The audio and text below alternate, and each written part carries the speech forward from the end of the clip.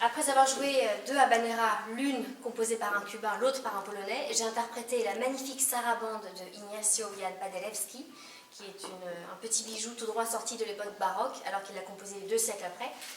Et ensuite, Habanera Tu, qui est un véritable tube en Amérique latine, qui est une chanson très connue, et également au Pays Basque, comme j'ai pu le constater il y a quelques mois, j'ai donné un récital à Biarritz, et ils connaissaient tous cette chanson Habanera Tu.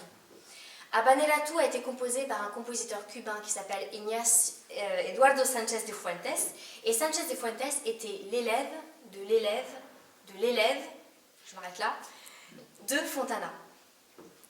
Vous êtes perdus? Je recommence à l'envers. Fontana, donc, est arrivé en 1844 et il a eu comme élève un petit génie de la musique cubaine qui était Nicolás Ruiz Espadero, qui avait 12 ans à l'époque et qui, entendant la musique de Chopin, a eu le coup de foudre pour ce lyrisme et l'a intégré dans sa musique, ce qui fait une musique très riche, composée de rythmes afro-cubains et de ce lyrisme de la musique de Chopin qu'il a personnalisé à sa sauce. Et donc je terminerai le récital par sa pièce de bravoure, sa pièce maîtresse qui est la grande fantaisie cubaine. Mais avant, je vais jouer une œuvre qui s'appelle Rappelle-toi de Ignacio Cervantes. Et Ignacio Cervantes était l'élève d'Espadero. Et cette œuvre, Rappelle-toi, aussi a beaucoup de consonances de Chopin. Peut-être ce titre évoque-t-il le souvenir de son âme.